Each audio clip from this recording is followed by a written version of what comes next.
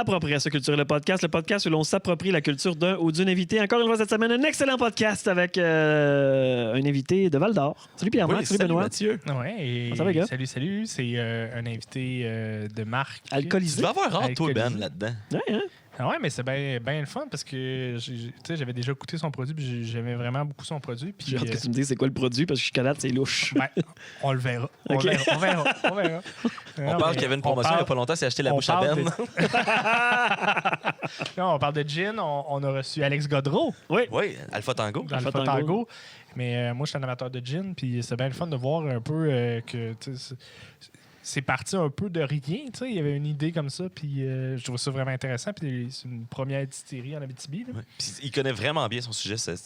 J'ai appris plein de choses dans ce podcast. Ouais, mais moi, ce que j'ai aimé le plus, c'est Mathieu qui pose des questions sur d'autres brands, de comment. C'est quoi les autres brands? Mais non, mais c'est un expert, là, c'est un distilleur. Là. Il Là, connaît ça. Ben oui, je sais, mais mettons, s'il peut vendre un produit, il va vendre le sien. Ah non, mais c'est correct. Il là. était super cool. Il était super Voilà, cool. je sais, c'était bien cool. Là. C'est juste que je trouvais ça bien drôle. Là. Toi, ça, tu viens de réaliser que le podcast, des fois, on dérape sur d'autres sujets que l'invité. Tu viens de catcher après 78 épisodes. Après 78 épisodes. Là, je viens de comprendre l'essence de notre émission. Watch out, le podcast avec les anodins, semaine prochaine. On va pogner une débarque. On remercie nos partenaires. Médiaté. Ta gueule communication. Et puis, le sous-sol à Ben. C'est ça, la Ben. Je peux te faire une plug, moi, une cheap plug? Vas-y donc. Je participe sur un autre podcast qui diffuse en ce moment, Amos vous raconte, que tu as participé, puis Benoît aussi, on a fait des affaires, qui sort à C'est tous les mauvais. mercredis. Allez le voir, c'est très différent, là, ça parle d'histoire, mais je travaille là-dessus, puis si vous êtes intéressé par l'histoire ou la ville d'Amos, ben allez l'écouter, c'est Présent vraiment bon. en audio, en vidéo, sur toutes les plateformes. Donc, C'est partout, mon chum. Ben, tu sais, en même temps, si vous aimez notre podcast, vous allez aimer ça parce qu'on est les trois dans le projet. C'est ça l'affaire. Moi, je suis tout le temps en arrière de la caméra là-dedans, mais tu sais, c'est ça, vous autres, vous En apparaissez. même temps, c'est peut-être ça le meilleur.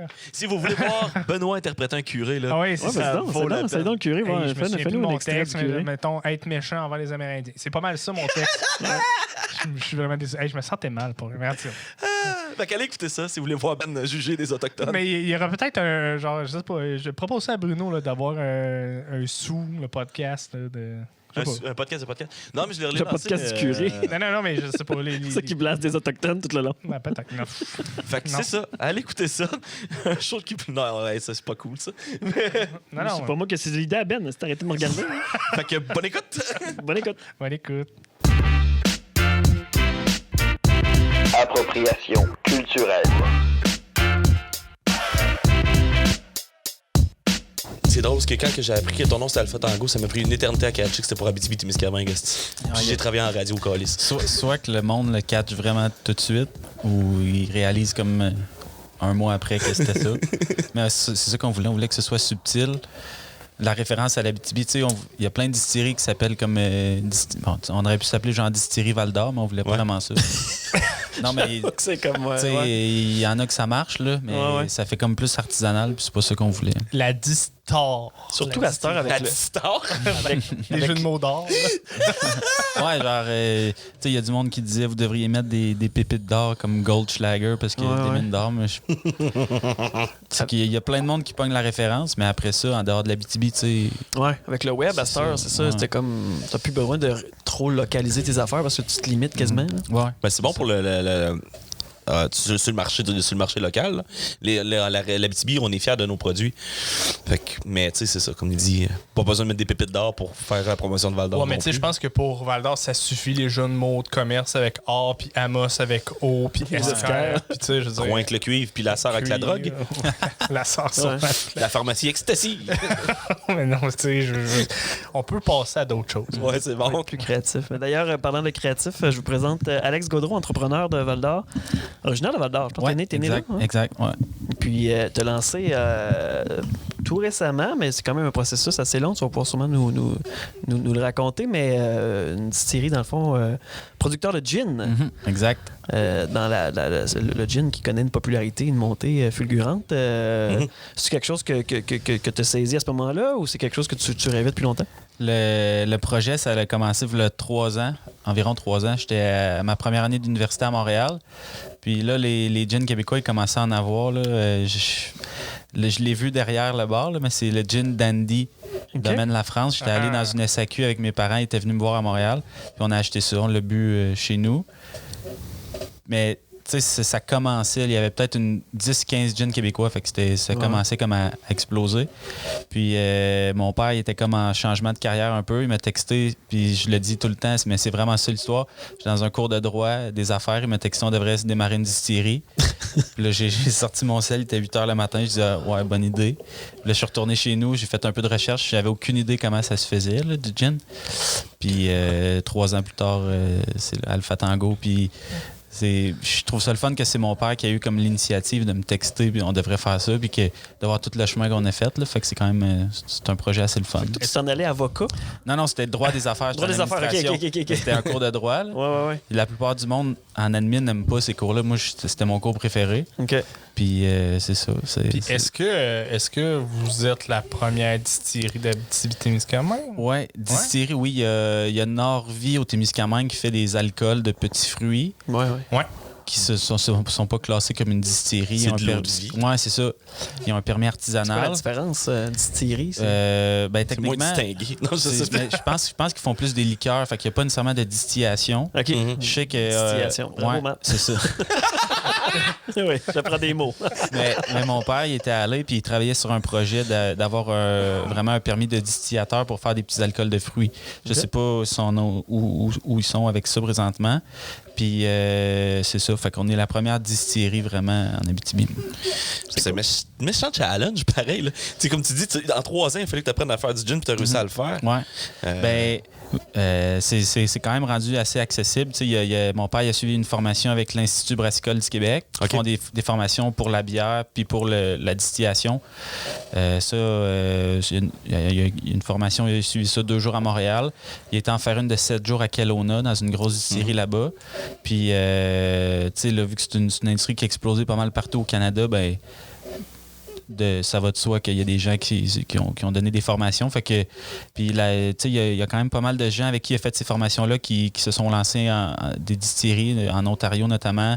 L'autre fois, il y a eu un appel d'un gars, je pense que c'est dans le coin de Bécomo, Rimouski, qui a fait le cours avec, puis que là, il est prêt comme à lancer son projet. Là. Fait que c'est le fun aussi. Là. Il y en a toujours des nouvelles qui sortent, mais ça, tout le monde va dire ça. Mais moi, je le sens comme ça. C'est les autres gins ou les autres distilleries québécoises, c'est pas tant des compétiteurs, c'est plus, exemple, tous les produits québécois versus les Bombay, les Tanqueray, ces trucs-là. Fait que à date, toutes les distilleries que j'ai parlé, c'était vraiment ce sentiment-là qu'il y avait. Ouais. On a l'impression que c'est la même chose dans la bière aussi en ce moment, dans l'explosion des microbrasseries qu'il y a eu il y a quelques années. Puis vas-y. Non, puis c'est ça, j'allais juste dire, qu'ils sont développés ensemble, ils sont associés pour faire des réseaux de distribution. Fait que c'est à peu près la même chose. Il y a plein de, comme le prospecteur, ils font des collaborations avec d'autres micros, sortir des produits éphémères. Ouais. Puis souvent, il y a des gens qui me disent, il y a plein de nouvelles distilleries, il y a plein de nouveaux gins, mais les micro-brasseries au Québec, il y en a peut-être 5 fois le nombre qu'il y a de distilleries. Fait que je pense qu'il y a encore de la place pour d'autres distilleries. Puis tout le monde trouve son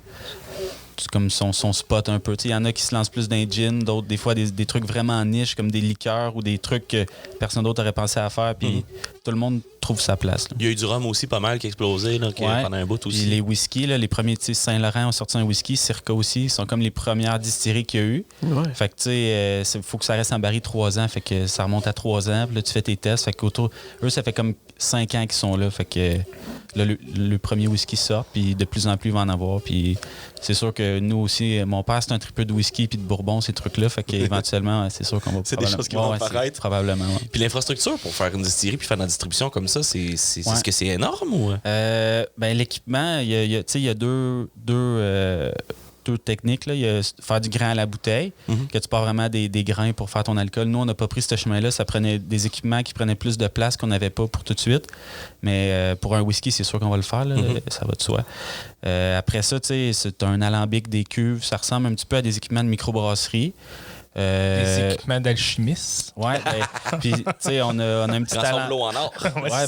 On a un petit alambic de 5 litres, 10 litres, qu'on faisait nos tests avec ça à la maison sur un petit rond de poêle. Fait que non, mais c'est vraiment à la base, c'est pas compliqué. Tu de l'alcool, des ingrédients, tu chauffes ça s'évapore, ça retombe liquide, puis c'est ça. C'est relativement simple le faire. Après ça, c'est un autre truc mener ce projet-là à terme. Puis après ça, il y a d'autres trucs. Nous, on a une ligne d'embouteillage, mais c'est un gros investissement. On voulait contrer la pénurie de main-d'œuvre qu'il y avait à Val-d'Or, que c'est dur de trouver des gens. Puis le fait que au début, tu embouteilles peut-être 5 heures par mois, fait que tu vas pas engager quelqu'un pour travailler 5 heures Non, par mois. effectivement. Fait que ça, puis on a traversé la pandémie aussi. Puis l'autre truc de ce projet-là, c'est que c'est le même pour toutes les distilleries, sauf que faut que tu trouves un local, tu fasses les travaux. Après ça, la RACJ va te dire ton local est conforme, tu peux distiller. Fait que là, tu commences à faire tes tests avec tes vrais équipements. Puis après ça, tu soumets ton produit à SAQ qui, elle, va dire genre je le prends ou je le prends pas. Fait que tu fais tous ces investissements-là, tout un travail d'un an pour après te faire dire que peut-être ton produit sera pas bon ou pas accepté. Fait que c'est comme l'inverse d'un projet d'affaires, mettons, conventionnel. Fait que c'est bizarre. C'est un gros risque. C'est ça. On savait que si le produit était bon, la SAQ, c'est rare qu'ils disent non. Là, Produits québécois, ça passerait mal. C'est ça. Puis c'est ça, ils encouragent aussi les produits québécois. Fait que ça, on savait que c'était un risque quand même minime, mais ça aurait pu arriver qu'ils disent comme ton gin il est dégueulasse. Puis...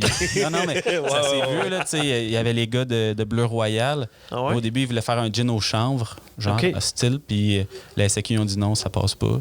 Fait que là, ils ont retravaillé, puis ils ont sorti le gin bleu qu'on connaît maintenant. Puis le problème, c'était-tu le chanvre ou c'était le. Je sais pas. Peut-être, j'ai pas su la fin de l'histoire. Les produits du cannabis au Québec, c'est comme pas clair. C'est ça, mais je sais pas c'était quoi le problème, mais ils ont dit non, on n'accepte pas ça. Fait que, il y a toujours un risque aussi de. Mais on était confiant que les produits allaient passer quand même. Qu'est-ce qui démarque les produits de Alpha Tango, selon toi? Le gin, c'est clair que c'est la quenouille. Là. On est les seuls au monde à utiliser ça. La quenouille? Ouais. Qu'on retrouve partout en forêt. Là. C'est faux aussi. Ouais, les pogos du Nord. Les pogos du Nord, c'est ce que j'avais dit. Mais croque dedans, voir, c'est drôle. Mais la partie brune qui est là au mois d'août, si t'enlèves le poil, ça se mange. C'est un cocon, genre? Cette partie-là, il y a des Amérindiens qui mangent ça frit dans le poil. Là. Ça ressemble genre à un épi de maïs. C'est une bonne idée. Ouais. Mais nous, c'est la partie qui est dentaire. C'est le cœur de quenouille. Fait que c'est un peu comme un cœur d'artichaut ou un cœur de palmier. Ça ressemble. Plus long. Puis c'est la partie, exemple, tu tires sur une quenouille, c'est la partie qui se détache de la racine qui reste sous terre. OK. Puis moi, j'en avais déjà mangé quand j'étais jeune. Fait que je savais que c'était comestible. Puis que ça goûtait genre comme le concombre, céleri. C'était frais. Okay. Fait que avant même de savoir notre gin allait ressembler à quoi, j'avais pitché ça à mon père. J'en avais ramassé dans le bois. On avait fait des tests. Puis on est les seuls au monde qui ont été comme assez fous pour utiliser ça. On a un partenariat avec la communauté autochtone du Lac-Simon. Okay. Ça fait 2 ans qu'elle ramasse pour nous. OK. Ouais, c'est ça, j'allais dire. Les horaires, faut peut-être qu'il y ait des quenouilles. Non, c'est ça. Moi, j'en ai ramassé la première été comme 1 heure de temps, puis j'avais genre 300 grammes au final. Puis eux, comme ils livrent à peu près 150 kilos par année. Et ils ont comme 2-3 semaines par été pour le ramasser. Ils sont 10-15 personnes, puis à date, ça va super bien. Puis eux, il y avait déjà eu des formations dans le temps pour bien la ramasser, puis qu'elle repousse l'été d'après, mettons. Fait que ça... C'est inépuisable comme ressource au final. C'est vraiment le fun. Puis, il ne faut pas que tu prennes celle qui est sur le bord de la 117. Là. Ça filtre l'eau qui est dedans. Fait que c'est ça. Ah ouais? Fait que il y aurait du sel puis des contaminants. Fait qu'il y a comme plus au nord d'Amos puis de Val-d'Or. Veux-tu que ta quenouille goûte l'animal mort ou le sel? Ça goûte un peu le camionneur, celle-là, je comprends pas. On retrouve plein de trucs sur le bord de la 117. Chris, sur le bord de toutes les routes du Canada, mon chum. Il y a des bouteilles jaunes qui traînent puis plein d'autres affaires. Puis la vodka, c'est un alcool de blé. La plupart des vodkas qu'on retrouve, c'est un alcool de maïs. Fait que nous, on travaille avec un alcool de blé qui il est plus doux, puis ça a un petit côté sucré que les autres n'ont pas.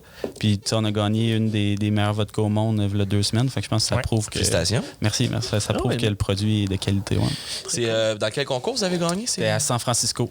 OK. T'étais-tu là-bas ou... C'est difficile de voyager dans ce temps-là. C'est pas, ça se peut, c'est l'affaire. C'est des affaires. Normalement, ils font comme une grosse foire commerciale, puis là, ils dévoilent les résultats. Là, les 2 dernières années, ça n'a pas eu lieu, mais on serait allé si on avait pu, c'est sûr.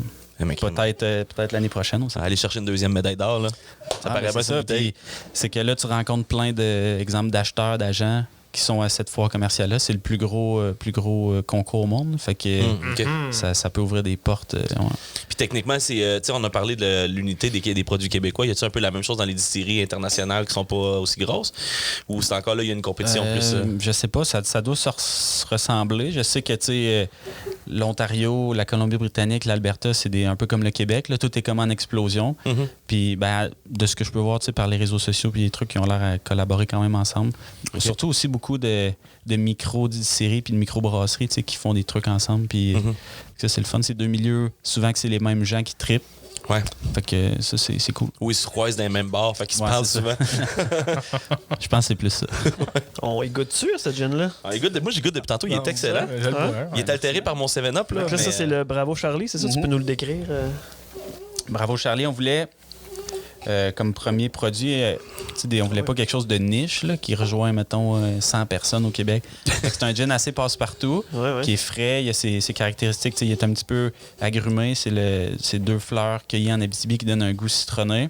Fleur de thé du Labrador puis feuille de framboisier. OK. Et la fleur de cerisier de Pennsylvanie, c'est la merise ultra surette là, qu'on retrouve. Oui. Fait que ça donne un côté fruité. Il y a l'aune crispée qui donne un côté poivré, une petite chaleur au palais. Quand tu le bois sur glace, plus. Puis la quenouille, à la fin, ça donne une finale fraîche comme un concombre. Tu sais, Hendrix, il y a du concombre. Fait que c'est ça. C'était un peu ça. Tu sais, Hendrix, c'est un excellent gin, un bon vendeur. On Comme connaît, je disais, un genre de gin dans ce style-là passe partout. Fait que c'est ça. Ah, mais c'est vraiment bon. Puis bravo, Charlie. Tu sais, je l'ai dit tantôt en ouverture là, quand on discutait là, tout simplement, mais c'était pour Abitibi-Témiscamingue. Bravo, Charlie. C'est-tu pour BC parce que ton père a pris à Kelowna? Non, ben ça aurait pu. Là. Beau lien, vraiment. Quand même. J'avais pas pensé, honnêtement. Fait que c'est clairement pas ça. Mais vu qu'on est en face de l'aéroport à Val-d'Or, quand on a trouvé le lien avec l'aviation, Alpha Tango, on a trouvé. Après ça, on travaille avec l'agence secrète à Rouen qui... Pardon. Pas de problème. Ouais. Puis, eux, ils ont trouvé qu'avec l'alphabet phonétique, le B et le C fitaient bien ensemble. Fait que, c'était pas nécessairement pour une signification en particulier. Là, mais c'est ça, le B et le C. On l'aurait appris au podcast. Ben ouais, j'avais catché le lien de l'aéroport avant de catcher le Alpha Tango. Moi, j'ai comme catché que j'avais vu l'adresse. J'ai fait c'était C'est parce qu'il y avait plein de cadrans, mettons, puis des avions. Mais moi, c'était la pub, là. La pub de l'avion de Val-d'Or qui décolle. Là. Ouais, c'est ça. C'est vraiment quand on a trouvé le local en face de l'aéroport. Puis là, la distillerie où elle est présentement, c'est une bâtisse qui date de genre 2012. Mais avant, c'est là qu'étaient les bunkers puis les vieux bâtiments sur la base militaire de 1950 à 75 environ. Okay. Là. Fait que, puis on a fait creuser cet été pour les puits, pour avoir... On a de l'eau de puits. Ben, on a 2 puits pour l'eau. Puis en creusant, on est tombé sur des vieilles fondations de ces bâtiments-là. Fait qu'ils ont juste comme détruit les bâtiments, remblayé ça, puis ont construit par-dessus. On n'a rien trouvé comme d'intéressant, là, mais on a juste des fondations. J'attendais d'entendre un obus ou quelque chose, mais j'étais concentré. Tu fais une base solide quand tu as une fondation, tu t'en fais dans. C'est quoi la fondation de ta bâtisse? Un bunker? Une fondation. J'ai 2 fondations. Puis ça a été documenté. Il y a vraiment eu des missiles nucléaires qui ont été entreposés à Val-d'Or. Oui, pendant les grosses crises. Ouais, c'est ça. Fait que c'est quand même. Peut-être éventuellement, on va faire un lien plus poussé vers. C'est juste. Si on avait mis comme une bombe nucléaire sur notre gin puis appelé ça la nuke, ça aurait peut-être mal passé dans. Avant au Japon. C'est ça. La bébé, la big boy. T'as abordé le sujet tantôt, tu dis je voulais pas faire un gin niché. C'est quoi un gin niché, peut-être? Non, ben il y a toujours il y a toutes sortes de personnes qui aiment toutes sortes de trucs, mais des fois, il y a des gins plus comme Radun aux champignons que c'est pas tout le monde qui va aimer. Que ça Radun aux champignons? Ouais, la Radun, c'est un... Ouais, je l'ai vu. OK. Puis moi, personnellement, j'avais pas trippé là-dessus. Fait que là, je savais qu'en ayant un gin passe-partout, il y a pratiquement personne qui va dire genre hey, c'est trop un goût bizarre pour moi. Ça reste un gin. Un gin, fait que c'était ça. Si t'aimes le gin ou pas, là, c'est ça. On voulait pas sortir, mettons, un gin, je sais pas, moi, un ingrédient un peu fucké, puis que là, ça freine les gens. En tout cas, pas comme premier produit, si tu fais aller chercher une masse de gens. Le but, c'est d'avoir tes produits qui sont comme tes 2-3 meilleurs vendeurs, puis après, tu fais des trucs on the side. Là, c'est créer ton following, finalement, ça, à la base. Après ça, là, tu pourras sortir là, ton gin à quenouille de route. Ouais. Ouais, non, ça, Mathieu, je pense pas que ça arrive. Ça aurait pu être... Un gin à la viande, mettons. Distiller de la viande hachée. Non, mais je sais pas. On a tué 100 bœufs cette année pour notre gin. On est assez fiers. C'est juste la saveur. Là. Tu le fais avec un fruit ou peu importe ton alcool. Les sabots. Là, saveur de viande. Il y a une distillerie au Québec qui font de l'alcool à partir de lait. Ouais. OK. Ils font une autre vie de lait. Là. Je sais pas trop c'est quoi comment ils font, mais ils font ça. Puis il y en a une en Ontario aussi.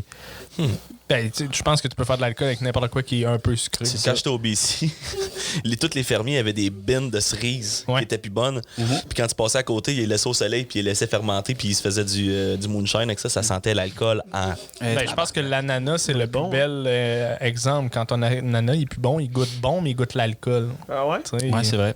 Puis pas mal n'importe quel fruit, là, tu peux faire de l'alcool. Il y en a beaucoup avec le raisin, mais là, une nouvelle distillerie Ubald, eux, c'est les patates d'Olbec. Puis c'est comme les plus gros producteurs de patates au Québec, ils prennent les patates pas bonnes pour faire de la vodka. Mais ça prend comme 50 kilos de patates pour faire une bouteille. Là. Eux, ils ont les infrastructures, puis ils ont comme énormément de patates pas assez bonnes pour vendre dans les supermarchés, fait qu'ils les prennent. Mais si on aurait voulu faire ça, ça aurait comme pas été rentable d'acheter des patates. Tu sais, ça prend trop de patates pour... Ouais, effectivement. Puis l'alcool de patate, nécessairement la vodka, ça veut dire que c'est celui qu'on associe le plus avec ça. Là. Ouais. Ben, par définition, une vodka, là, au Canada, il faut que ce soit de grain ou de patates. OK. Il n'y en a pas beaucoup de patates. Là. Ouais, c'est plus facile de faire avec du grain, mais... c'est ça. À moins que tu aies comme un deal pour acheter les restants ou qu'est-ce c'est ça. un Comme producteur Dolby. peut pas le faire. Puis ici, tu sais, c'est déjà arrivé, je pense, c'est Circa qui avait fait une vodka à base de raisin. Tu peux distiller du vin, mais il ne pouvait pas appeler ça une vodka. Il avait trouvé une autre appellation parce que vu que vodka, c'est genre un style d'appellation contrôlé. Vodka. Rodka, c'est pas vendeur, ça m'a réfléchi à ça. Mais c'était des bouteilles vertes, je pense, eux autres, Circa, ça se peut. Circa, Je regarde en arrière, là, mais la vodka était rouge. Ouais, c'est ça. L'étiquette un petit peu rouge. Le gin était vert, un peu turquoise. Ouais. Puis eux, c'est ça. Ça a été une des premières micro-distilleries.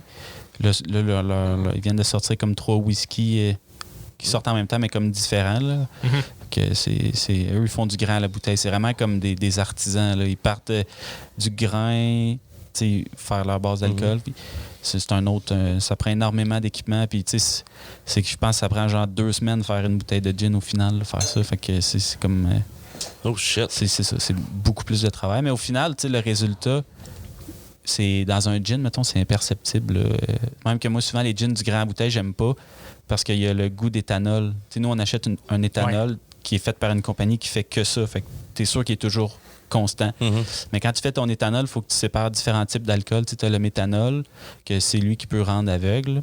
Fait que, puis ça, tu y vas au goût. Tu y vas au goût. Fait qu'exemple, tu distilles ton grain, puis là, tu goûtes, puis là, t'es comme, OK, là, il n'y a plus de méthanol. Fait que là, t'ouvres la valve puis tu gardes ça. Fait qu'il y a toujours des petits goûts. Non, mais c'est vraiment ça. Tu goûtes, là, tu te trempes le doigt. Fait que il y a toujours c'est pour ça, je pense que de faire son alcool chez vous, t'es pas supposé. T'es pas supposé de faire ta propre alcool parce que ça peut être pensé. Ça me rend 50% aveugle. Il est prêt! Mais tu sais ça, de la bière ou du vin, il y a comme pas ce risque-là. Mais quand il y a la distillation, c'est ça. Fait que moi, souvent, les gins du grand bouteille, ça goûte là, un petit peu comme une tequila, genre. Moi, j'aime vraiment pas ça. Ah, ouais, ça goûte le gin, mais moi, je trouve qu'il y a toujours un arrière-goût de genre tequila. Puis j'aime pas ça. T'es étudiant, toi. On est tous passés par là. Hein? La fameuse tequila bang bang. Ça aussi, il y en a de plus en plus à SAQ des tequilas de très bonne qualité, mais on associe toujours un peu le vieux souvenir. Parce que j'en ai bu la vraie bonne tequila. La El Patron, entre autres, là, qui est comme un gros nom. Puis c'est vrai que c'est bon, mais il y a quand même un petit goût de tequila. Puis il est tac. Vieilli en feu aussi. Quand elle a une petite couleur dorée. Là, fait que, puis, les ventes de la SAQ dans vraiment toutes les catégories, c'est vraiment, il y a plus de produits, puis les gens goûtent vraiment plus à tout qu'avant. On dirait que la tequila, t'es comme obligé de la boire de même. Tu peux pas la mélanger avec quelque chose, genre. Ben oui, en fait, il y en a des recettes. Long Island Iced Tea. Tequila Sunrise. Tequila Sunrise, qui est vraiment bon. En fait, ça se boit super bien. C'est très fruité, c'est très été. Souvent, on sait en shot, puis ça goûte. Non, c'est ça. C'est rare que tu te fais un tequila 7-Up. Un tequila café. En parlant de gin, une année, c'était à l'Expo Rotary. Puis toi, t'étais là. Ouais, j'étais là. Puis on était chaud, mais fall ball. Puis là, on prenait des gins. Puis là, il y avait plus de tonic, il y avait plus de 7-Up. Fait que là, je me suis fait servir par la Berge, dans le fond, notre ami qui était bénévole là, des gins Pepsi. Très moyen comme mélange. On était tellement chaud rendu là qu'on s'est rendu compte de rien. Là. On voulait juste avoir de l'alcool. Je pense que c'était pas avec toi aussi à la pizzeria à Mousse, on avait pris un gin Mountain Dew bleu. Le bleu. Le plus sucré de la gang. Le plus sucré, c'était un mauvais choix. Parce qu'en même temps, c'était pas le meilleur gin. Non, c'était genre le Genève. C'est du Beefeater. Beefeater. Beefeater. Ça, c'était Beefeater, Moi, j'ai été influencé par Mike Ward, là, mais vodka Coke Diet. Ouais, quand t'es mal pris en fin de soirée, ça fait la job. Ouais, vraiment. Non, mais c'est dangereux aussi. Ça goûte juste le coke. Ouais, c'est ça. Ah, ben moi, j'avais ma recette de gin que j'avais découvert avec mon chum quand on faisait du longboard. C'était du gin Torade qu'on appelait. Gin Gatorade. Ben oui. C'est bon en tabac. Tu restes hydraté. C'est ça. Yeah. Pas de mal de tête. Mais pour de vrai, c'est sûr que ça marcherait. Mettons, Smirnoff sortirait ça en collaboration avec Gatorade. Là. Parce que moi, j'en achèterais certainement. C'est sûr. Je pense que Gatorade ne veut pas être associé nécessairement à Ouais, non, c'est une boisson sportive. Oui, c'est ça. Puis... Produits transformés, ça t'intéresse-tu, ça? Tu parles de Poutine, du gin puis quelque chose ou te faire ton propre exemple, peut-être gin drink, tonic là. prêt à boire, genre. Ouais, ben ça nous intéresse. Cette année, je pense qu'il y en a comme sorti 50, là, c'est vraiment fou. Ouais. La SAQ avait fait, exemple, une appel d'offres pour dire là, on est prêt à rentrer plus de. Nous, on était clairement pas prêts. Là. On était à développer ces deux produits-là, mais dans le futur, on le voit, la tendance, là, c'est complètement fou. Moi, je suis plus un amateur de genre acheter ma bouteille puis faire les quantités que je veux. Là, ouais. Mais c'est sûr que c'est plus pratique. Là. Tu vas en bateau. Tu n'es pas techniquement supposé boire en bateau. Mais à boire sur le quai. Ouais, mais en même temps. Ça se trimballe mieux. C'est plus pratique. En camping. Pour, des festivals aussi. Ouais.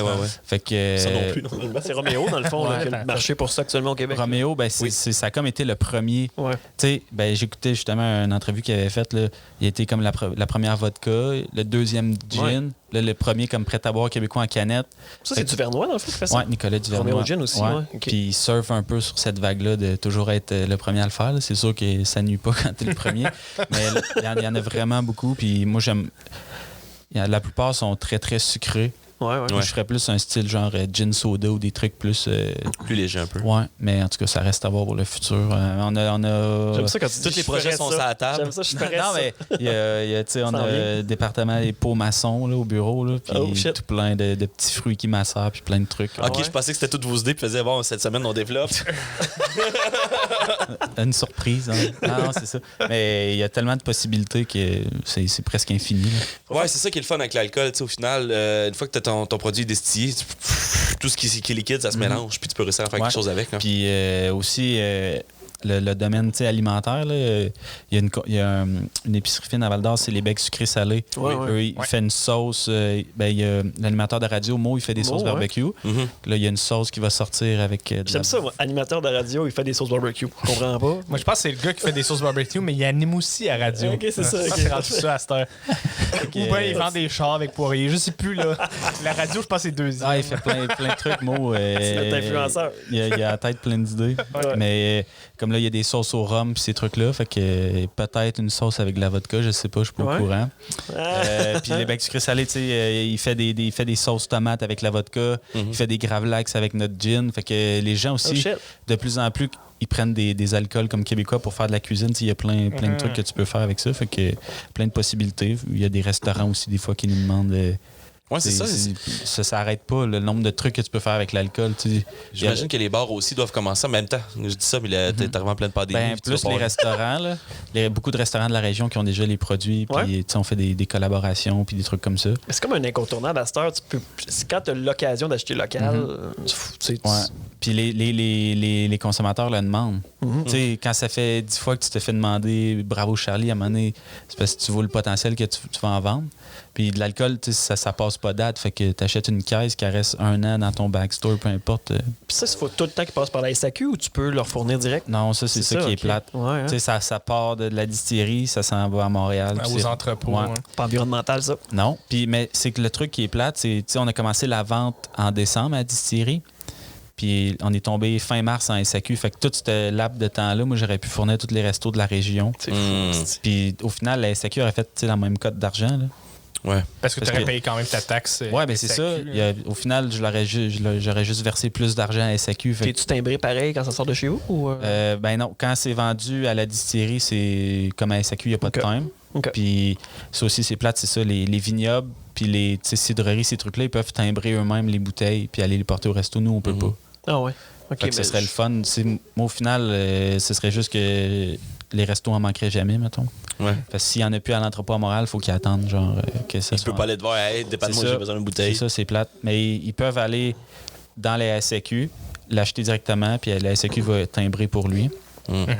Mais nous, à Distillerie, on peut pas. Fait que ça, c'est plate un peu. Tu peux aller avec lui, faire timbrer à SAQ? Non. Mais ça, puis il y a l'Union québécoise des microdistilleries qui nous représente, qui fait du lobby aussi pour essayer de baisser les majorations qu'on verse à la SAQ quand c'est en boutique, là, parce que on verse la même cote. Ouais, c'est ça. Puis t'as pas le service tant que ça. Non, ben, tu sais, nous, on prend la bouteille en arrière, on l'amène en avant, on la vend, puis la SAQ, techniquement, fait aucune étape. Là, fait que ça, c'est ça. La SAQ, ben, il y a des points positifs, là, comme je disais tantôt, ils s'occupent de la distribution. Nous, on fait de la représentation après, mais on touche plus aux bouteilles une fois qu'ils partent. Là. Fait que c'est pas comme une microbrasserie qui a des vendeurs sur la route, qui a de la misère à se faire payer par des bars miteux de région, des trucs comme ça. Fait qu'il y a des pour et contre. Mais des bars miteux, j'avais ils n'ont pas de microbrasserie. C'est plus de la blague. Non, ça, c'est ils en ont une, ils essayent, puis le monde l'a pas acheté, fait qu'ils payent pas. La bière des micros, c'est de la O'Keeffe. Ouais, c'est ça.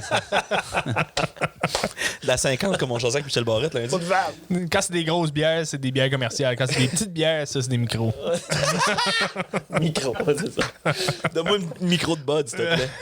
Ça risque de changer, mais je croyais qu'ils vont. Justement, maintenant, si tu veux que ton produit fasse le moins de chemin possible jusqu'au consommateur. Ouais. Là, puis jusqu'à comme 1 an et demi, 2 ans, les distilleries pouvaient même pas vendre sur lieu de fabrication. OK, c'est nouveau, ça. Ouais. Les vignobles pouvaient. Fait qu'ils ont comme mis ça égal, mais il y a encore des inégalités. Mais je pense qu'au final. Ils ont réalisé que ça remonte comme c'est des vieilles lois là, du temps. Ouais, c'est ça. Il y a eu la prohibition, puis là, il y a eu l'abolition avec un encadrement très serré. Puis je pense que là, ça devient peut-être un peu plus lousse parce que les gens sont plus responsables, sont plus connaisseurs. Les gens ont arrêté de pitcher de l'alcool dans l'eau à partir des bateaux à Boston. Ouais, mais ça l'aide aussi. Puis du thé, ça? Ouais, je pense que c'était du thé. Ouais, Boston Tea Party? C'est faux, ça. Puis, tu sais, ils voient les chiffres de vente à la SAQ, que c'est comme 150% d'augmentation par année. Là, fait que je pense qu'à un moment donné, ils réalisent que... Avez-vous le droit de faire des dégustations comme les vignobles? En pandémie, moyen, je dirais. Oui, non, en pandémie, non, mais on a le droit, tu sais, j'ai le droit de te verser, mettons, une once, puis tu dégustes les produits. On peut pas servir de cocktail. Ça, ce serait. Ben, juste écouter en gin tonic, des fois, c'est pas tout le monde qui aime ça boire straight sur glace. Ah, tu peux pas faire un cocktail à cause de la PAC, genre? Transformé. Techniquement, j'aurais le droit. Ben, je peux pas faire de cocktail parce que ça prendrait comme un permis de bar. Moi, j'ai permis de distillation puis de vente. Mais tu sais, je peux te verser du tonic dedans si tu veux y goûter, mettons. Là. Faut juste pas le dire, mais. Maintenant, tu peux plus le faire. À partir de demain, je peux plus. Non. Il a jamais fait ça. Les inspecteurs des permis d'alcool vont pas se rendre jusqu'à ce moment-là dans le podcast. T'es correct. Puis après la première pub, ils quittent. Puis on a le droit aussi de timbrer des bouteilles pour représentation. Okay. Faire le tour des restos, faire goûter aux gens. Dans un but de promotion. Oui, dans un but de promotion. Mais c'est pas le même time que pour la vente. Là. Fait qu'il faut faire attention pour que les restos se fassent pogner même. Ben, c'est ça, ils peuvent pas vendre cette bouteille-là. Puis, mais c'est ça, j'ai posé la question. T'sais, on a le droit, d'exemple, aller d'un resto et de faire goûter aussi aux consommateurs, de ce que j'ai pu comprendre. Tu peux aller t'asseoir dans un resto et faire comme hey, ça c'est le nouveau gin, voulez-vous goûter? Ouais. Goûte mon gin, Puis là, t'aurais-tu le droit de faire un cocktail parce que techniquement t'es dans un bar? Peut-être. Il n'est pas sur le payroll. Je me l'ai fait demander justement par un resto aussi qui voudrait qu'on fasse ça. Si on exemple, on sort un nouveau gin. Très cool. Fait que je pourrais ça, c'est quelque chose de quand même. Serveur invité. Genre. Ouais, c'est ça. C'est à l'entrée. L'invasion des barils. D'habitude, il y a l'invasion des fûts pour l'alcool, mais tu sais, le gars il arrive avec son gin. Ouais, mais c'est vraiment cool ça. Parce que c'est de quoi que j'aimais beaucoup quand j'avais été visité dans l'Ouest. Là. Ça, c'était différent, c'était de faire les vignobles puis de goûter les différentes places puis de choisir ton vin de même.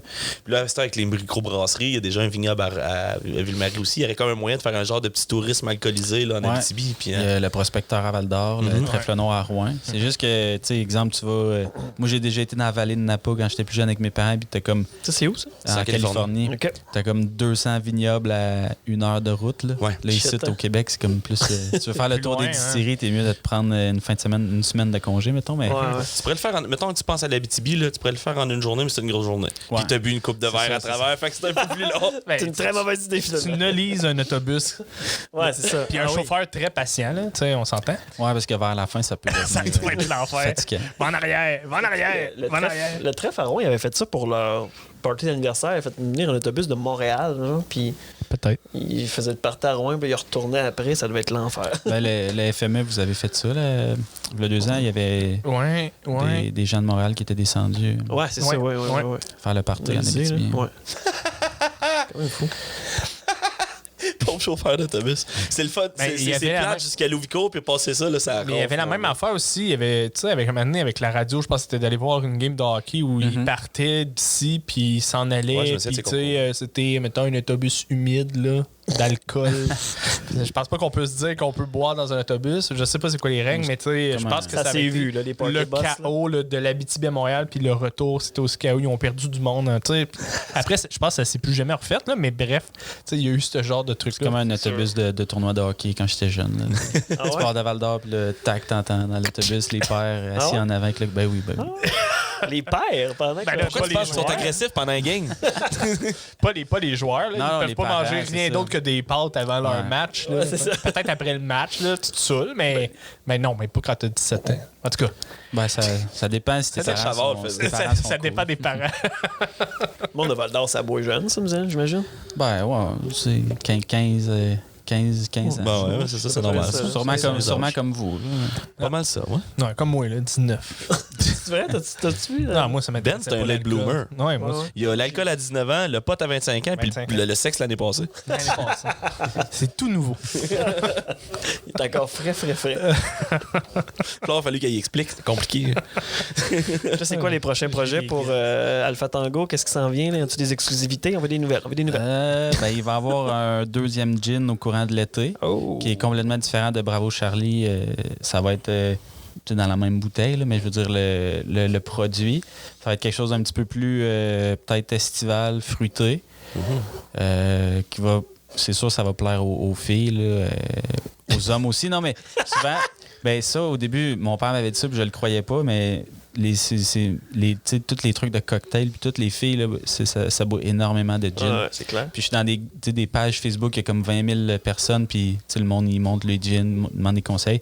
Il y a beaucoup de filles, fait que peut-être que c'est que les gars, ils sont pas dans ces groupes-là, mais il y a vraiment beaucoup de filles. Puis tu sais, il y a une mode de genre gin bonbon, là, qui est un gin, exemple, à framboise, telle affaire, un gin aux petits fruits, que ça, c'est surtout les filles qui trippent.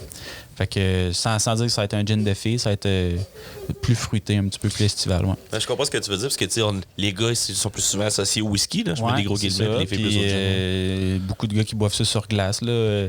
C'est sûr, dans le temps, la qualité des gins était moins bonne, genre un Bombay Beefeater que tu ne vois pas nécessairement sur glace. Mais... Ben, Bombay, dans le temps, c'était un bon gin. Ouais, c'est ça. Ben, c'est encore bon. Un gin tonic avec ça, c'est bon, mais tu ne bois pas ça sur glace. Tu n'as pas toute la finesse comme Bravo Charlie. T'sais, moi, mon père, il boit de l'alcool straight. Là, fait que lui, il voulait un gin quand même de cette qualité-là. Après ça, il va y avoir un autre produit autour de l'automne, que je ne dirais pas quel type de produit, là, mais ça va être assez incroyable. Gin Torade.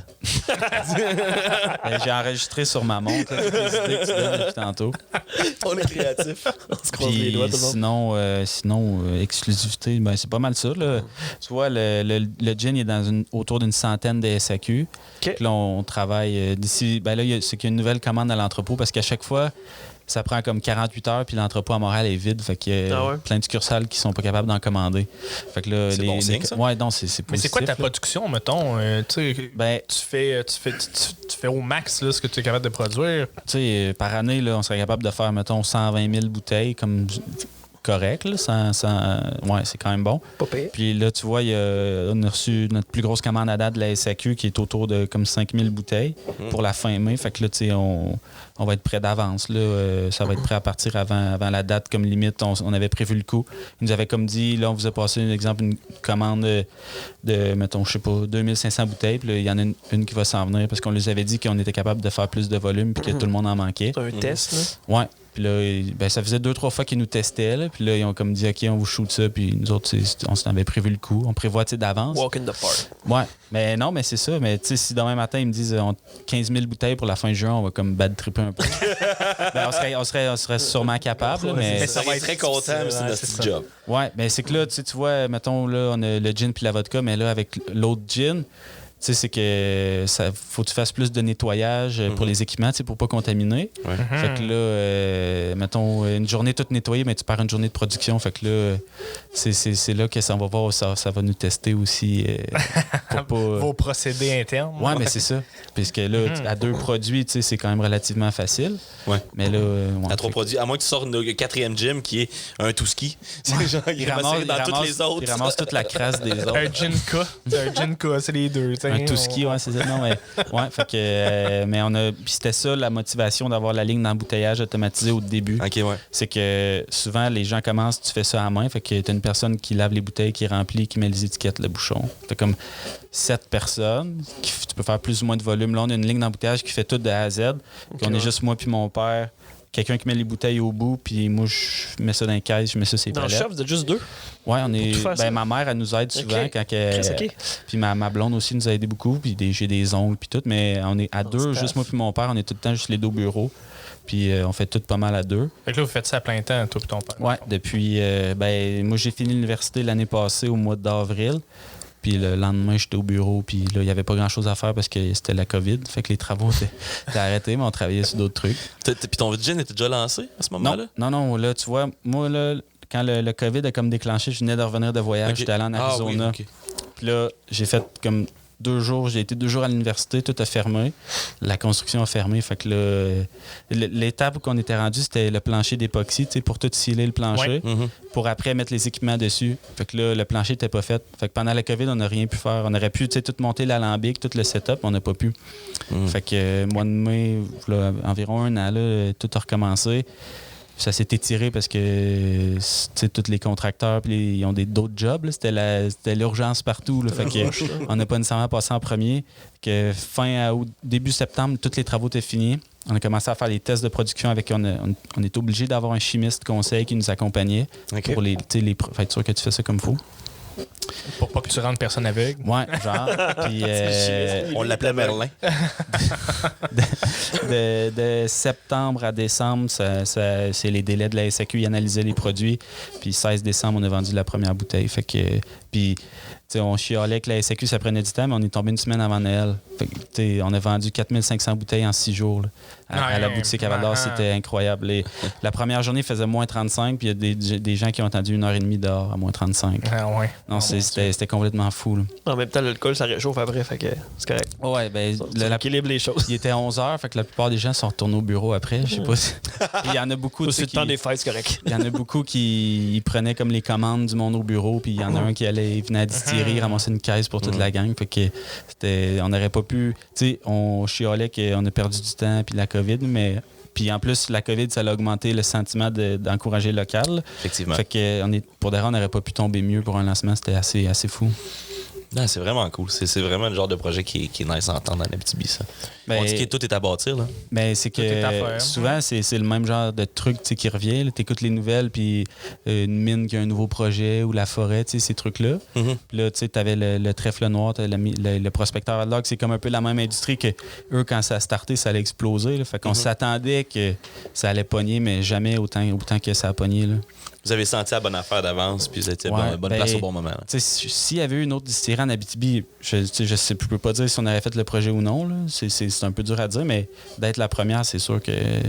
Ça l'aide. Ben oui, c'est sûr. Y a-tu des gens en Abitibi qui t'ont approché, qui t'ont dit hey, on pense flirter avec l'idée de faire une distillerie dans le coin? T'as-tu entendu d'autres gens, d'autres projets? Non, pas de distillerie. Il y a beaucoup de gens qui m'ont demandé si je me cherchais un partner ou des goûteurs. Là, mais non, à date... Il y a tout ça ici. Ouais. Mais non, à date, il n'y a pas personne qui m'a approché pour me poser des questions. Moi, ma grosse crainte au début, puis là maintenant j'y connais, puis je suis bien aimé avec Philippe Laure du prospecteur, mais j'étais là comme faut s'embrayer parce que d'après moi ils vont le faire, vu que il y a beaucoup de micro-brasseries qui startent une distillerie parce que tu prends ta bière, ta distillerie, puis t'as de l'alcool.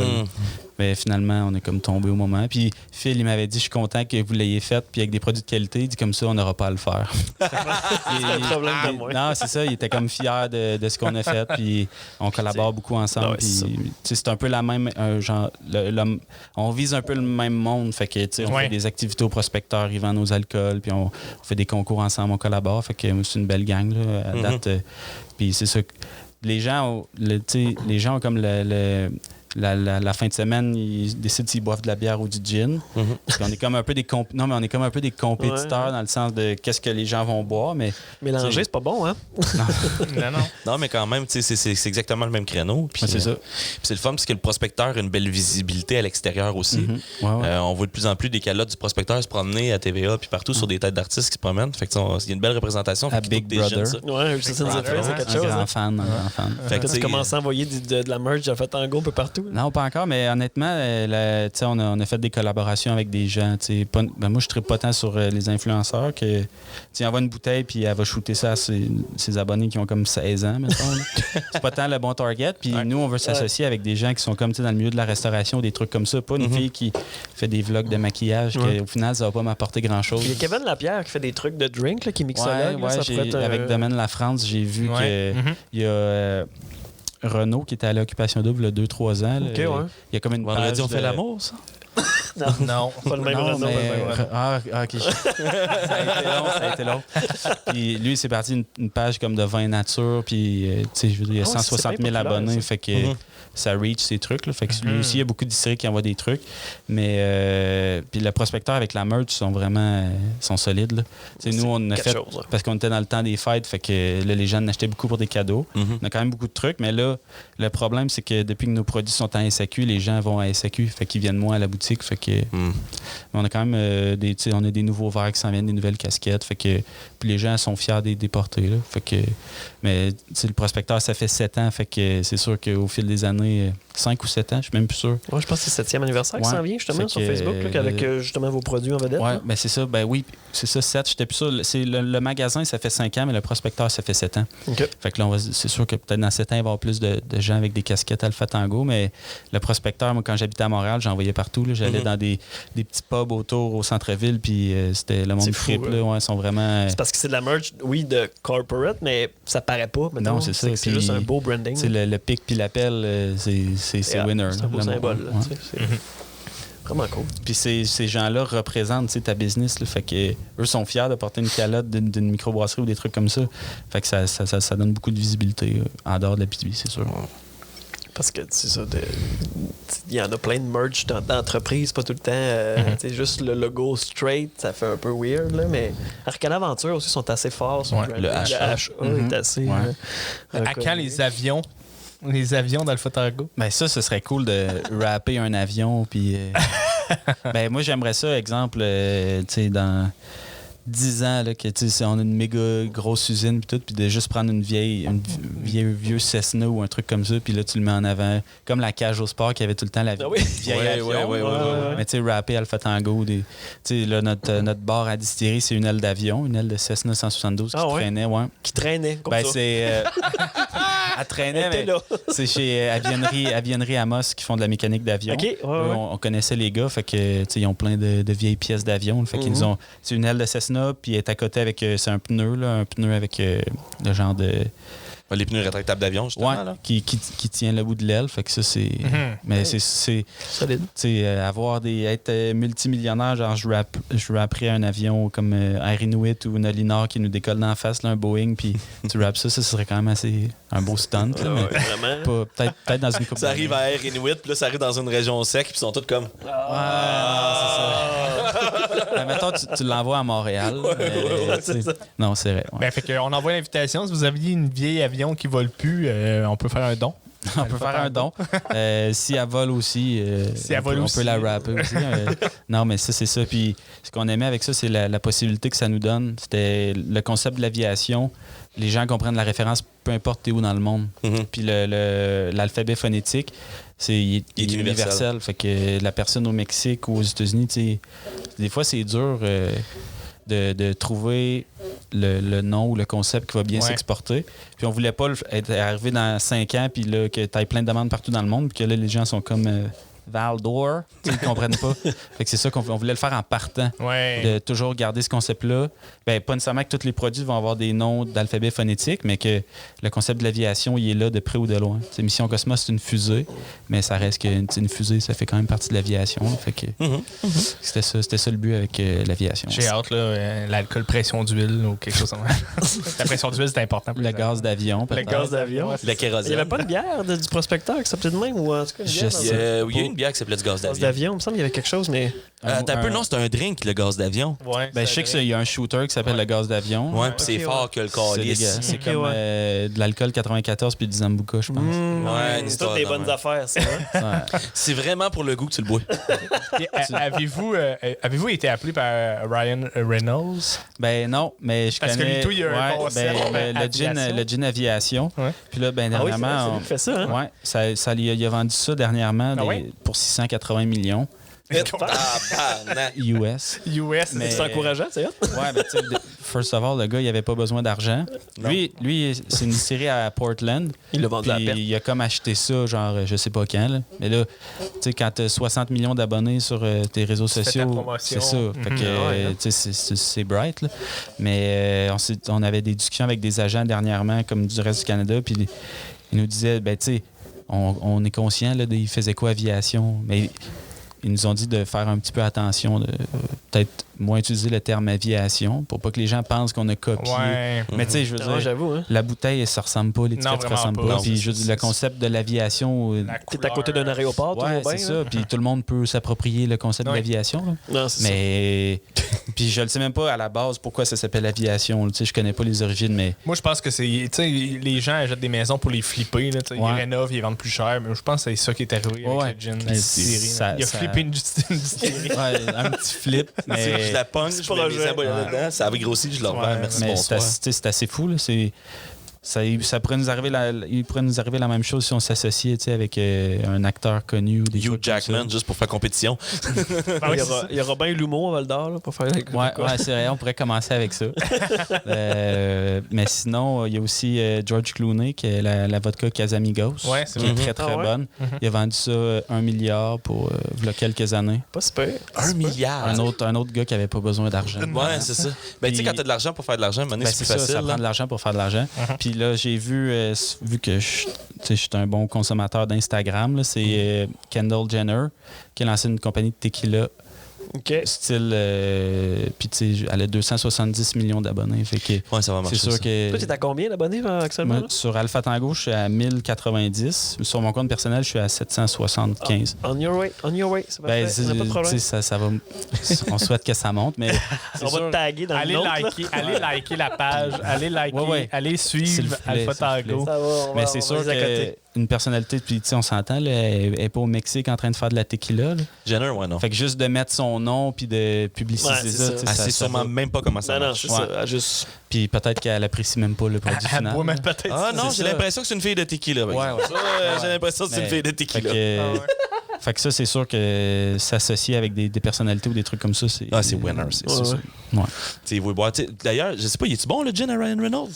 Oui, c'est un bon gin, puis c'est un bon vendeur partout. Là. C'est sûr avait à LCBO quand on est allé. Il l'a à la SAQ aussi. SAQ aussi? Ouais. Ah ouais, OK. C'est sûr que c'est pas... c'est cher. C'est pas pas toutes les SAQ qui l'ont comme un Bombay, mais c'est un bon vendeur. Puis les madames tripent sur le gars. Fait que, il y avait Dan Aykroyd qui a fait la même chose avec Crystal Skull. Sauf que ça a l'air que tu payais pour la bouteille puis que ce qu'il y avait dedans, c'était dégueulasse, mais j'ai jamais goûté personnellement. Elle a déjà gagné une médaille WR comme on a gagné. OK. Mais c'est que... Tu sais, c'est la bouteille, le petit crâne, puis des fois, c'est 500 millilitres, puis c'est comme 60 piastres. Ouais, c'est ça, c'est cher. C'est cher. Tu sais, notre vodka est à 34,50 pour un 26 onces, ce qui est à peu près la moyenne des vodkas québécoises, mais c'est impossible de rivaliser avec comme Smirnoff puis les grosses marques qui sont comme moins qu'une pièce l'once. C'est 40 prix. As-tu le contrôle sur ton prix? Oui, sauf que, exemple, moi, je dis à la SAQ, j'ai tel produit à vendre. Tu dis, moi, je veux... tu checkes comment ton produit te coûte. Tu décides de la marge que tu veux faire. Puis là, tu rentres ça dans la calculette. Puis là, ça dit au final, ton prix va coûter quoi. Ouais. OK. Puis c'est sûr que, tu sais, c'est toute une question de volume. Fait que tes bouteilles, vu que tu en achètes moins, ils coûtent plus cher. Non, c'est sûr. Si tu achetais 1 million de bouteilles puis, je sais pas, 400 000 tonnes de stock, ça coûterait moins cher au final. Il y a quand même moyen de faire de l'argent. Là. Même si la SAQ prend une grosse marge, une énorme marge, il y a moyen de faire de l'argent dans cette industrie-là. Mais c'est une question de volume. Tu sais, plus que tu fais de volume, tu as des économies à gauche, à droite, puis là, tu es capable de... Ouais. C'est quoi, tu as dit? C'était 36 le 20 onces? La vodka est 34,50 pour un 26 onces. Tu sais... c'est pas 750 millilitres? Oui. C'est, exemple, Pure Vodka qui a gagné la même médaille, WR. Lui, il est 45,25. Ouais. Fait qu'il est quand même plus cher, mais... c'est lui qui en vend le plus de vodka au Québec. J'ai peut-être une bonne nouvelle. Là. Si jamais Éric Duhem devient premier ministre, il va tout privatiser à SAQ. Ah, bon, je suis pas trop inquiet, là, mais... Non, ça, il risque pas d'être élu de sitôt, mais c'est sûr qu'il y aurait peut-être plus d'argent à faire si c'était privatisé, sauf qu'on aurait beaucoup plus de jobs à faire aussi. Ouais, c'est ça. Il y a un service qui vient avec. C'est ça, la SAQ, ils viennent chercher ça, puis j'y retouche plus, comme je disais. Là, fait ouais. Puis le gin est 47 pour un 26 onces. OK. Puis ça, c'est ben, tu sais, t'as des gins québécois de plus cheap, là, qui sont comme autour de 35. OK. Puis nous, ça va jusqu'à 60 à peu près, les gins québécois, qui sont faits, exemple, du grain à la bouteille, comme Menot. C'est une micro-brasserie, micro-distillerie. C'est 60$ pour un 26 onces. Fait que c'est quand même... c'est pour, puis souvent, tu prends un guest, tu en achètes un, puis tu sais pas si tu vas l'aimer ou non, sauf si tu as goûté avant. Fait que 60$ pour un 26 onces, pour de vrai, moi, je paierais pas ça. C'est cher. Fait qu'à 47, on est comme kilomètre 12, distillerie du Saint-Laurent, tu sais, les gros vendeurs. Là. Fait que c'était là qu'on voulait, on voulait se placer là. On est comme juste le step où que les gens... Ils trouvent ça correct de payer ce prix-là. Ouais, parce que sinon, s'ils coûtent ça trop cher, ils vont l'acheter le Beefeater à 20$, qui 40 onces. Avec du Mountain Dew bleu, c'est excellent. Mais ces grosses marques-là sont à peu près 1$ l'once. Fait que là, c'est sûr que... Puis c'est encore le gin le plus vendu, Bombay. Fait qu'il y a clairement une clientèle pour ça. Là. Ça vient de où, ça, Bombay? Ça vient d'Inde. Je sais pas. Bombay... mais je pense que c'est un peu l'historique qu'on a. Les gins de nos grands-pères qui buvaient de ça, Beefeater, du Bombay s'il était fancy, ou bien du Geneva. Ouais, le gros gin. Le gros gin, tu sais. C'est le gin qui fait que la majorité du monde n'aime pas ça. C'est ça pareil. Pour, ben c'est ça que tous les alcools, en fait. Les gens qui n'aiment pas le whisky, c'est parce qu'ils ont bu du Jack Daniels. Oui, c'est ça. Genre, puis c'est ça.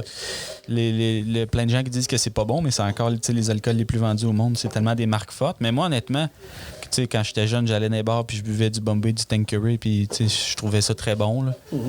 Puis ça se vend encore énormément, fait qu'il y a clairement un marché pour ça.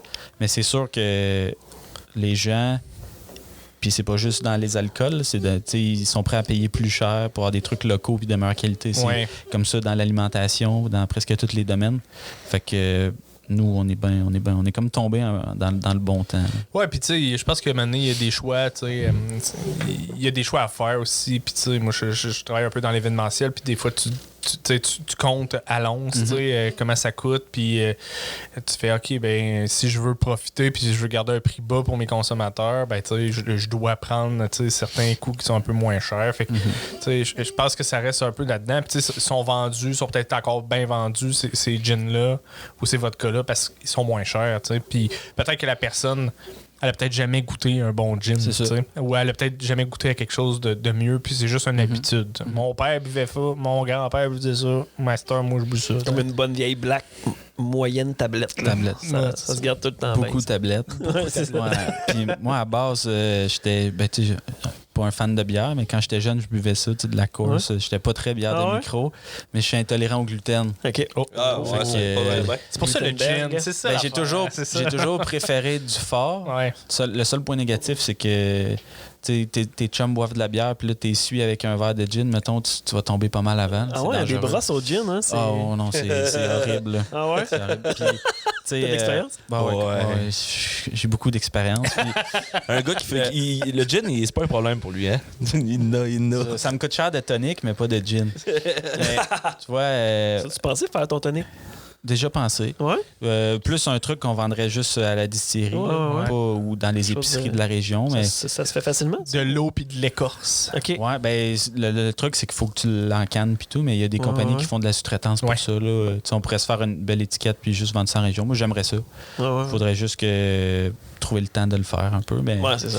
Mais peut-être que tu peux faire aussi, il y aurait peut-être plus, je te lance ça comme ça, mais tu sais, il y a le trèfle noir qui a toute sa régine pour canner. Fait que j'ai déjà parlé à Alexandre. J'invente rien, moi, je suis pas là par tout. On est juste wise.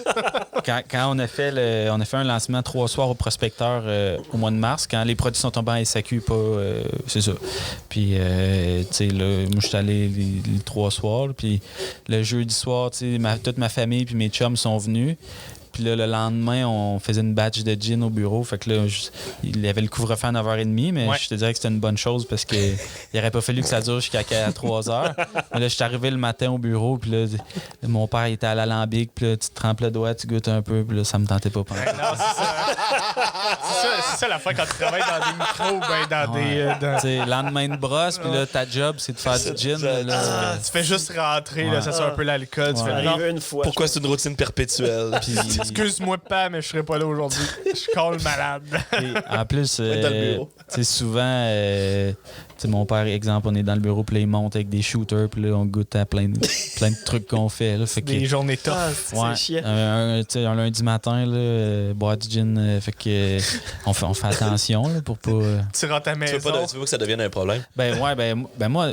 Personnellement, j'ai pas peur que ça devienne un problème, mais c'est plus que, tu sais, des fois, tu peux tomber pompette vite, là. Ouais. Ben Jack Daniels, il est mort de façon absurde, là. C'est une drôle d'histoire, là. Le gars? Le Jack Daniels, le propriétaire. Daniel? Il était sous. Il était pas capable d'ouvrir son coffre-fort. Il était en tabarnak. Il a kické son coffre-fort. Puis ça y a... son pied, il a développé une nécrose, mais il était tout le temps à la brosse. Ça n'est jamais rendu compte. Ça s'est répandu, puis il est mort. Mais voyons. C'est quelle sorte de maladie, ça? Je sais pas, c'est en kickant son esti de trophée. Qu'il aurait pu traiter avec du gin, du whisky, si c'est une infection. C'est la maladie de l'agressivité, mais je pense que c'est ça l'affaire. C'est la gangrène, je pense. Ben, c'est comme... là, ça rapporte parce qu'il était sous, mais l'inventeur du Segway, il est mort en Segway. En même temps, c'est sûr. Il n'y avait pas de casque, puis tac, puis c'est pété à la tête sur l'asphalte. Ouais, c'est vrai. C'est vrai? Ouais. Faut faire attention avec c'est pas drôle, mais c'est drôle. Faut faire attention avec nos inventions. C'est ironique. C'est brossé à Londres, Bombay Saphir, Mathieu. Ouais. Ta réponse. Puis ben là, c'est ça. Je sais que ces compagnies-là comme Diageo, puis les grosses... Il y a Diageo, Pernod Ricard, les gros groupes d'alcool international, ils ont des distilleries un peu fait que, partout. Là, fait que je sais que, exemple, Bombay ou Beefeater, ça risque d'être distillé, mettons, au Canada, genre, parce qu'ils ont une usine. Oui.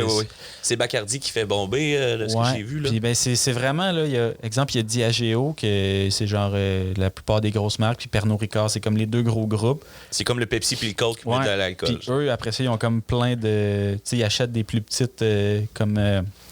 en Colombie-Britannique, vous connaissez peut-être, là, c'est les vodka soda neutral. Là. La canette est comme blanche avec un N puis un U. Ah oui. Oui, mais ça a été acheté, mettons, ça a été acheté par un gros groupe qui ont vu que cette petite distillerie-là avait comme un gros créneau. C'est comme Labatt qui achète Archibald. Fait que on voit ça dans les distilleries aussi. Ils commencent à... Le Caribou qui est acheté par Monsanto. Ils achètent, ils voient ils voient tout le potentiel de ça. Fait que là, ils se font comme la guerre, les deux. Là, ils achètent des puis c'est ça. Ouais, dans la bière, c'est drôle. Par exemple, c'est les gros marques commerciales. On dit, ça a l'air à pogner des micros. On va essayer quelque chose. Faut faire attention.